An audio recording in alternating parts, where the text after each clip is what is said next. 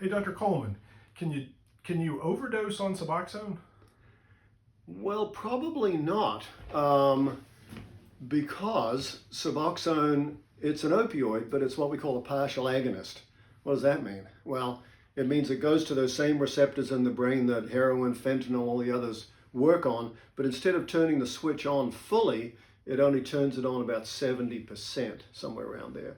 So it actually starts, so it's actually partially a blocking drug. And as you go higher and higher on the dose, it becomes more of a blocking dose. So you don't tend to get higher and higher effects from it, which is what kills people from heroin or fentanyl.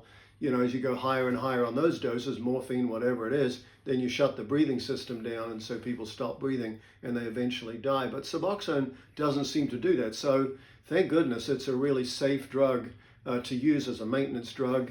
Um, it's so long acting that it doesn't really give you the dopamine spike. So it's kind of what you want from a maintenance drug. It's long acting. It doesn't give you a big spike, maybe a little bit of an effect. And if you do try to override it, you really can't, because it's sticking to the receptors so tightly that heroin and fentanyl can't really have much effect. So it takes a lot of cravings away. And even if people mess up, they don't get high, so it's easy for them to get back on track.